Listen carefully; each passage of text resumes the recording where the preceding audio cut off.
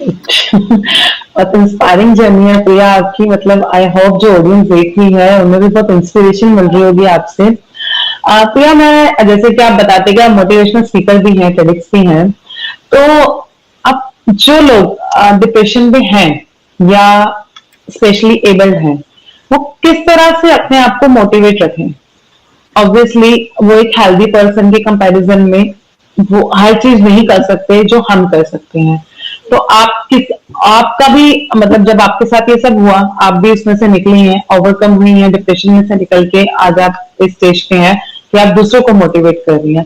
तो उनके लिए आप क्या मतलब उनको क्या सजेशन देंगे या क्या गाइडेंस देंगे कि वो किस तरह से अपने आप को हमेशा मतलब डिमोटिवेट ना करें, हमेशा ये ना सोचे कि मेरे साथ ही क्यों हो रहा है ये? क्या आप उनको मैसेज देंगे, कैसे समझाएंगे? सी पहली चीज तो ये कि हर स्पेशली एबल डिप्रेशन में नहीं जाता। जी। डिपेंड करता है कि उनकी सर्कमस्टेंसेस कैसी है। अगेन ये हमारे जीन्स पे भी डिपेंड करता है। एक फैक्टर एज अ साइकोलॉजिस्ट मैं बता रही हूँ, ये जीन्स पे भी डिपेंड करता है। जिनकी फैमिली में डिप्रेशन रन होता है उनको ज्यादा प्रोबेबिलिटी होती है, ऐसा नहीं है कि होगा, लेकिन प्रोबेबिलिटी उनके ज्यादा होती है जिनके जीन्स में होती है ये डिप्रेशन वाली चीज, या फैमिली में किसी को हुआ होता है। अगेन स्पेशली एबल्ड की चांसेस डिप्रेशन में जाने की ज्यादा इसीलिए है क्योंकि हमारा इंफ्रास्ट्रक्चर फेवरेबल नहीं है। So it is not about their disability, it is about the infrastructure which they are not getting, which they deserve. So हमारे देश ओवरऑल जो वर्ल्ड में 2% पॉपुलेशन ऐसी है जो स्पेशली एबल्ड कैटेगरी में काउंट होती है। अगेन डिसेबिलिटी भी कई कई तरीके की होती है। लाइक 2016 में जो हमारा गवर्नमेंट ने निकाला है लिस्ट, उसमें 21 कैटेगरीज है स्पेशली एबल्ड की, यानी acid attack survivors are also one of the categories. So अगर फिर पैराप्लेजिया हो गया, पैराप्लेजिया जैसे मुझे है, पैरों से नहीं ठीक से चल पाना या वैसा, and then deaf and dumb हो गया, लाइक दिस तरह का जो जिसको स्पीकिंग डिसेबिलिटी होती है, लाइक दैट ब्लाइंड कैटेगरी हो गई, लाइक दैट। सो जैसे विजुअल डिसेबिलिटी कहते हैं, एक्चुअली ये जो वर्ड्स हैं ये बहुत सोच समझ के यूज करना चाहिए, मैंने गलत यूज किया, आई एम सो सॉरी। सो बहुत सारी कैटेगरीज, आई मीन अगेन सबकी अलग अलग रिक्वायरमेंट होती है, सबकी एक जैसी रिक्वायरमेंट नहीं होती है। Infrastructure something which is very important. Again depression जिनको हो जाता है वो तो अगेन किस कैटेगरी का डिप्रेशन है वो मैटर करता है। क्या वो ज्यादा सीवियर है तो अगेन मेडिसिन लेनी पड़ेगी, कम सीवियर है उसका अलग थेरेपी होती है, काउंसलिंग होती है। इसके अलावा हमें कॉज देखना पड़ेगा कि रीजन क्या है। कभी कभी क्या होता है, स्पेशली एबल खुद तो पॉजिटिव रहता है लेकिन फैमिली मेंबर या पड़ोसी या कोई ऐसा इंसान आके कुछ ऐसा बोल जाता है कि वो इंसान को वाकई लगने लगता है कि हाँ शायद मेरे अंदर कुछ कमी है। हाँ, कुछ कमी है।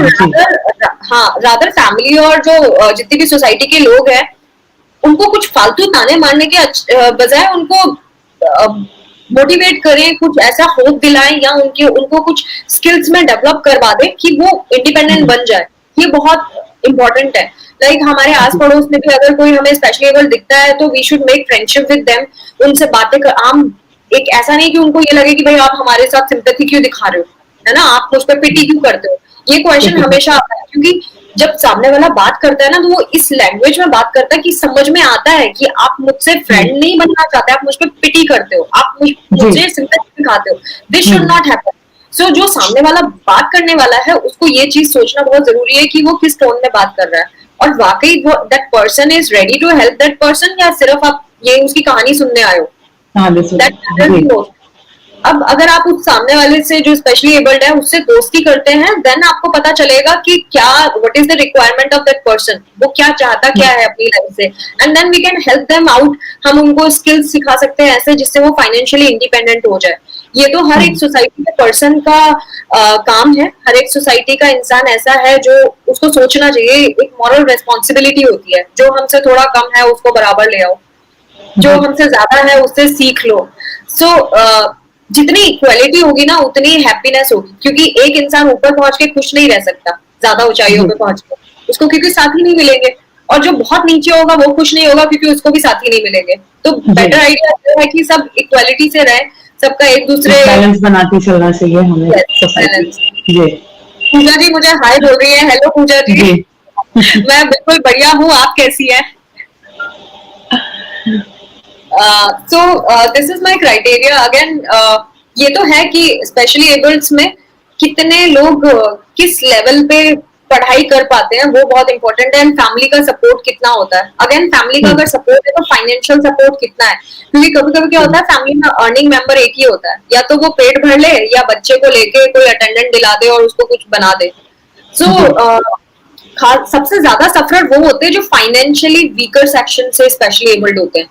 जो फाइनेंशियली अपर सेक्शन है वो तो कर लेता है जैसे तैसे मैनेज, बट जो लोअर सेक्शन है उनको तो बहुत ही ज्यादा दिक्कत है.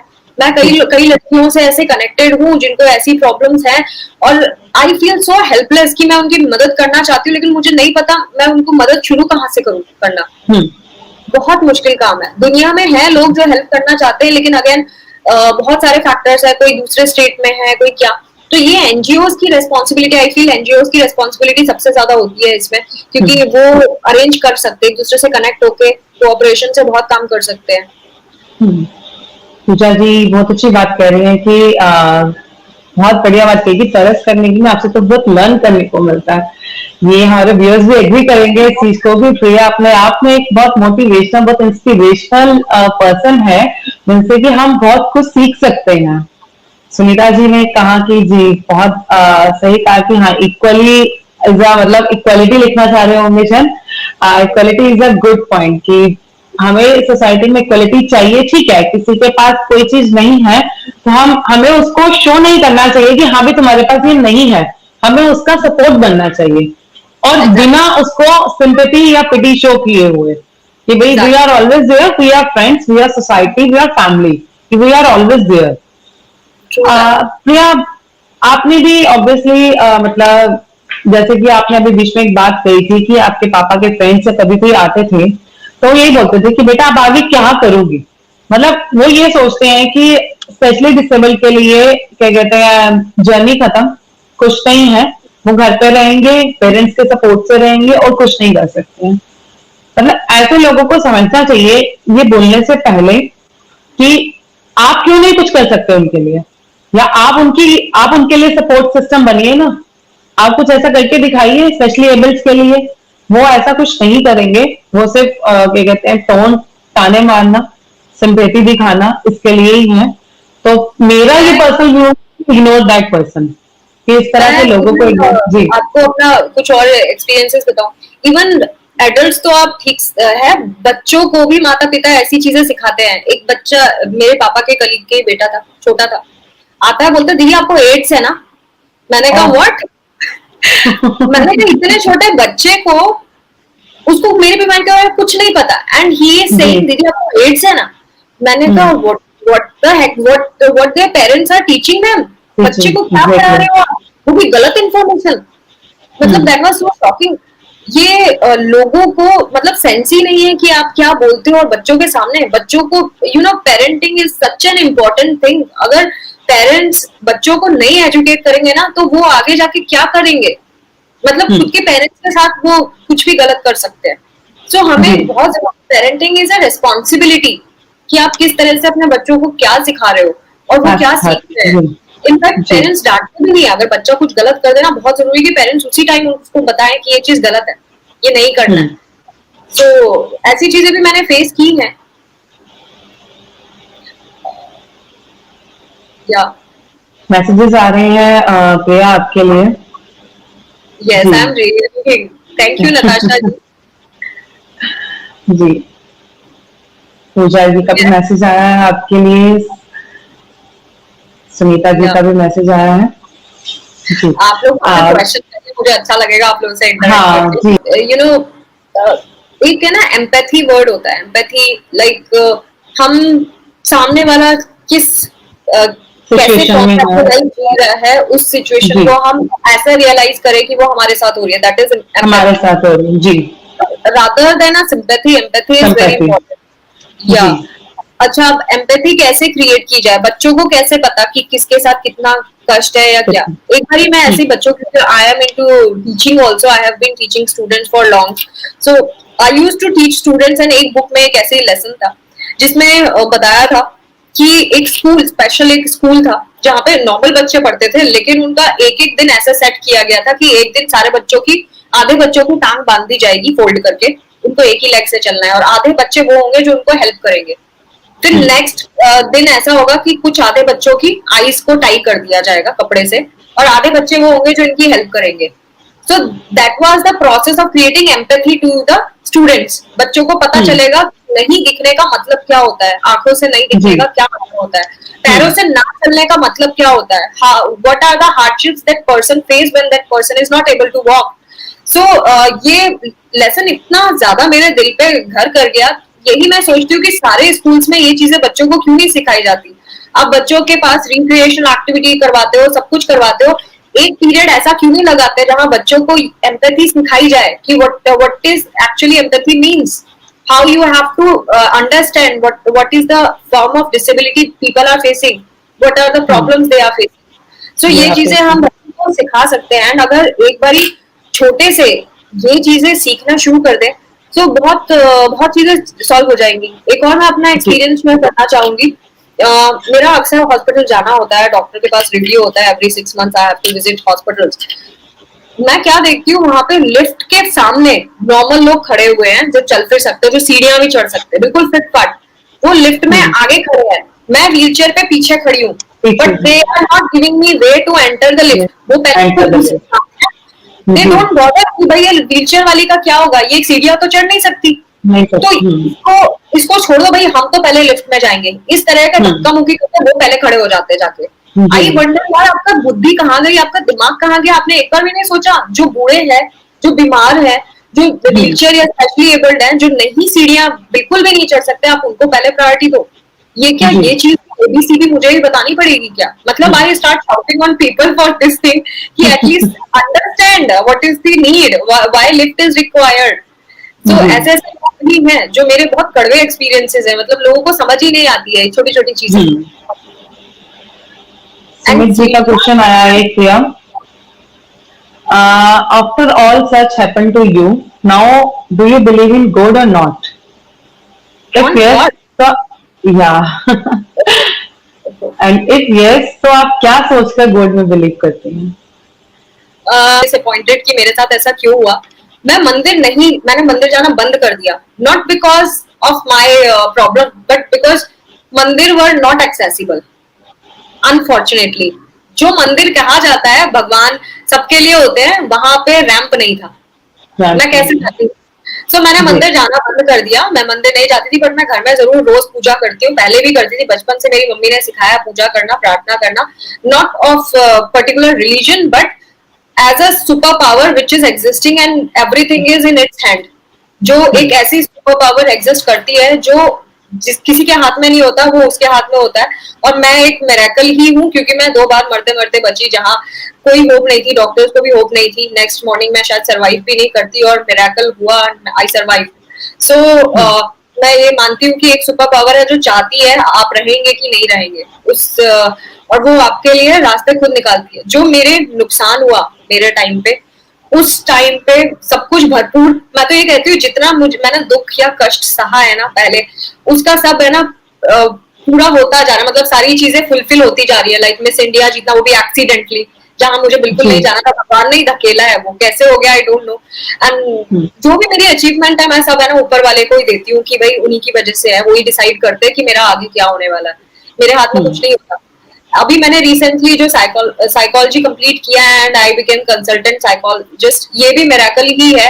मैं कभी सोच नहीं रही थी कि मुझे इतनी अपॉर्चुनिटीज मिलेंगी as a psychologist to treat patients, and I am getting sessions and all, I am treating patients at present. So जहां तक मैं समझ रही हूँ सुमित ये पूछना चाह रहे थे कि हमारे साथ जो प्रॉब्लम्स आती हैं हम उसके बाद भी भगवान को बिलीव करें कि नहीं करें, वो ये पूछना चाह रहे। मतलब आई थिंक प्रिया ने आपको आंसर दे दिया उसका कि वो एक सुपर पावर है, उनके पास सारी पावर्स हैं कि आपके साथ कब क्या और कैसे होना है। आपको जो लग रहा है कि आपके साथ गलत हुआ है, शायद उसमें जो अच्छा हुआ है वो भी उन्होंने ही किया है। एग्जैक्टली तो भगवान के साथ मत लड़ो, ये मत सोचो कि वो हमारे साथ ही क्यों बुरा कर रहे हैं। अभी स्टार्टिंग में भी यही हो रहा था कि हमेशा ये मत सोचो कि why me, instead try me, कि भगवान को बोलो कि आप मेरे को, हाँ इवन जो जी आप बोल रहे हो, जब अपने साथ परेशानियां आती है ना, बहुत मुश्किल होता है ऐसा सोचना कि ये बोलो कि वाई हाँ मी एंड वाई मी वाला। हाँ ये डायलॉग तभी अच्छा लगता है जब हम दूर से बैठ के किसी को बता रहे हो। जी जब जी हमारे साथ जी कुछ हो रहा होता है ना, तो लगता है why me, only why me ही लगता है और कुछ नहीं लगता है। हाँ सो वही मैं आई थिंक उनका मैं यही मेंटल स्टेटस समझ पा रही हूँ जो उन्होंने क्वेश्चन पूछा है। शायद वो यही पूछना चाह रहे हैं कि क्या भगवान को गुस्सा नहीं आता, भगवान से आता है लड़ाई कि लड़ो, हाँ लड़ो, उनसे मैं लड़ो, लड़ती उनको हूँ, मैं बोलो कि लड़ती हूँ, हाँ। लेकिन किसी और को हार्म मत करो इस चीज के लेकर कि भाई मेरे साथ ऐसा हो गया इसलिए मैं इसके साथ भी अच्छा नहीं होने दूंगा या नहीं होने दूंगी, ऐसा नहीं हाँ एटीट्यूड होना चाहिए। मैं लड़ती हूँ, बहुत लड़ती हूँ भगवान जी से, कभी हम्म बहुत डिसअपॉइंट भी होती हूँ, कभी कभी ऐसी चीजें मेरे साथ हो जाती हैं। अभी हम्म जब होती है तो गुस्सा भी आता है। एंड इवन मैं कई इवेंट्स में जाती हूँ जहाँ अवार्ड सेरेमनीज होती है, जहाँ मुझे अवार्ड मिलता है। प्लेसेस आर नॉट एक्सेसिबल, आपको टॉयलेट्स भी हम्म, लॉक्ड मिलेंगे जो स्पेशली एबल्ड के होंगे, रैंप नहीं मिलेगा, आपको इस तरह जी से डील किया जाएगा जैसे कि आप लास्ट प्रायोरिटी हो, और बुलाने से पहले आपको हम्म रिक्वेस्ट करके बुलाया जाता है कि आप प्लीज आना, आपके बिना हमारा प्रोग्राम अधूरा है। एंड जब आप वहां पहुंचते हो तो आपको पता लगता है you are disrespected, you are hmm kept in a line waiting, even after knowing that you have got several issues, still लोग आपको वेट करवाते हैं। बहुत गुस्सा आता है। हम्म मैं आजकल क्या करती हूँ, मैं उनको किसी को कुछ बोलती नहीं हूँ, मैं अवॉइड करती हूँ, उनको रेस्पॉन्ड भी नहीं करती हूँ। सो हाँ जो समझदार है वो समझ ही जाते हैं कि उनसे कोई गलती हुई होगी, इसीलिए I am not responding to them. So hmm अपने तरीके बदलने होंगे, क्योंकि अगर हम हर्ट हैं इसका मतलब ये नहीं है कि हम सारी दुनिया को हर्ट कर डालें। हम्म वो ऊपर वाला है, एक पावर है जो सब देख रही है, और एक दिन वो सब कुछ देगी, वापस लौटाएगी सबको। हम्म अपना हिस्सा अपने को सब कुछ यही कवर करके जाना है, तो डोंट वरी अबाउट दैट। तो बेसिकली मेरा यही रहता है कि मुझे जो भी कुछ बोलना है भगवान से बोल देती हूँ जब ज्यादा डिसअपॉइंटेड होती हूँ। Otherwise I try to find ways out, अपनी प्रॉब्लम के सॉल्यूशन खुद निकालना चाहती हूँ, खुद निकालती हूँ। हम्म और कोशिश करती हूँ कि जितना मैं खुद से हैंडल कर सकूँ अपनी प्रॉब्लम्स उतना अच्छा है। But give priority to yourself, आपकी हेल्थ बहुत इंपॉर्टेंट है। आप फिट जी रहेंगे तो आप ज्यादा अच्छा कर पाएंगे, तो अपनी हेल्थ को प्रायोरिटी दो, and then rest are the things secondary होती है वो, कि आपको हम्म कैसे हैंडल करना है। बट ये है, कीप ऑन ग्रोइंग, जहां आप पार्टिसिपेट कर सकते हो, जो आप बेस्ट कर सकते हो अपने लिए प्लीज करो, क्योंकि dependency is the worst thing that could happen to you. आप जी दूसरों के ऊपर डिपेंडेंट है, वो सबसे बेकार चीज है जिंदगी की। हम्म तो मैं तो कहती हूँ कि सी इट्स अ फेज, अगर किसी के दिमाग में सुसाइड का ख्याल भी आता है ना, तो मैं ये कहूंगी कि ये एक फेज है, एक मूवमेंट है, कुछ मिनट हम्म होते हैं, कुछ मिनट सिर्फ। कोई भी जो भी पूरे वर्ल्ड में जो भी सुसाइड अटेम्प्ट करता है, वो कुछ मिनट होते हैं जो बहुत क्रिटिकल होते हैं। अगर जी उन मिनटों को आपने पास कर दिया ना, आपके दिमाग से वो थॉट चला जाएगा। अब जी अगर अगेन वो जो थॉट प्रोसेस है, जो जो कुछ मिनट होते हैं जब ये ख्याल आ रहा होता है सुसाइड का, उससे बचने का एक ही तरीका है कि अपनी जगह चेंज कर दो, उस जगह पे रुको मत, भाग जाओ कहीं और, लोगों के बीच में चले जाओ। आप वो बस वो टाइम पीरियड स्किप कर जाओ, आप बिल्कुल ठीक रहोगे। सो जी suicide one must not commit, they should pass that phase by meeting people और getting out from that situation in any way. Hmm abled kids हैं, बच्चे हैं, उनके पेरेंट्स को कुछ मैसेज देना चाहेंगे जो बहुत हताश हो जाते हैं। उनको ये लगता है कि हमारे बच्चे के साथ क्यों ऐसा हुआ, हमारे साथ क्यों ऐसा हुआ, अब हमारे बच्चे का क्या फ्यूचर है, हम तो हमेशा इसके साथ नहीं रह सकते, हमारे बिना ये क्या करेगा। बहुत से थॉट्स आते हैं माइंड में बीइंग अ पेरेंट। तो आप उनको क्या मैसेज देना चाहेंगे? सी ये उनके लिए तो मैसेज है, साथ में मैं कुछ और लोगों से भी रिक्वेस्ट करूंगी इसके बाद। जी पहली चीज तो ये कि जिनके बच्चे स्पेशली एबल्ड हो गए समहाउ, एक्सीडेंटली हो गए या कंजेनिटल थे, बाय बर्थ थे हम्म, हैं, सो पहली बात तो एक्सेप्टेंस बहुत बड़ी चीज है।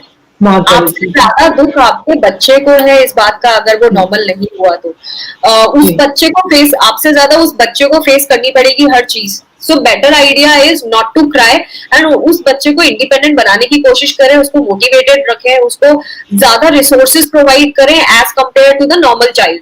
जो आपके अगर जी दो बच्चे हैं, एक स्पेशली एबल्ड एक नॉर्मल है, तो स्पेशली एबल्ड को आपको ज्यादा अटेंड करना होगा, ज्यादा रिसोर्सेज प्रोवाइड करने होंगे, क्योंकि आपने अगर स्पेशली एबल्ड बच्चे को इंडिपेंडेंट बना लिया तो आप समझ लीजिए उसकी पूरी जिंदगी संवर जाएगी।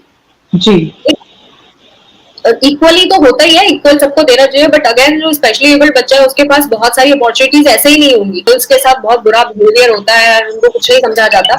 बट हम्म दूसरी कंट्रीज में ऐसा नहीं है। अच्छा, दूसरा जो मैं रिक्वेस्ट करना चाहती हूँ मैं ये कि जितने भी एनजीओज हैं उनसे है स्पेशल स्पेशल रिक्वेस्ट, कि क्यों ना ऐसे कुछ हाउसिंग कॉम्प्लेक्सेस बनाए जाएं, या जो बिजनेस में है उनके लिए है हाउसिंग कॉम्प्लेक्सेस बनाए जाए जो इंफ्रास्ट्रक्चरली बहुत एक्सेसिबल हो, जहां ऐसे लोग जो स्पेशली एबल्ड हैं, ऐसा नहीं है कि they are not earning, they earn very good salaries if they are independent, so वहां उनके लिए पूरा वो फैसिलिटीज हो जो दे डिजर्व, जिसमें वो आसानी से जिंदगी जी सकते हैं, वो बहुत जरूरी है। Specially abled, actually specially abled इसीलिए होता है क्योंकि उसको अपॉर्चुनिटी, इंफ्रास्ट्रक्चर की कमी है, एक्चुअली उसको अपॉर्चुनिटी नहीं मिलती, तो नहीं उसकी मिलती गलती है। जी, वैसे ही चाहे है, वो बिजनेस सेंटर्स हो या रेजिडेंशियल कॉम्प्लेक्स हो, मतलब उनके सपोर्ट के लिए या उनको जहाँ भी कंफर्ट हो वो हमें कंसिडर करना चाहिए इन चीजों को। एक टाइम के बाद ऐसा होता है कि everybody becomes specially abled, like आप एज जैसे जैसे बढ़ती जाती है 80 इयर्स के बाद लोग इस एज ग्रुप में पहुंच जाते हैं जहां वो कुछ नहीं कर पाते हैं, उनको किसी ना किसी की जरूरत पड़ जाती है।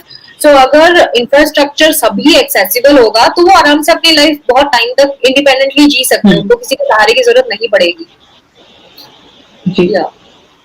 कोई आपसे कांटेक्ट करना चाहे तो कैसे कांटेक्ट कर सकता है? आपके यूट्यूब चैनल किस सब्जेक्ट पे है? आप करंटली क्या कर रही हैं? कहाँ एक्टिव हैं आप?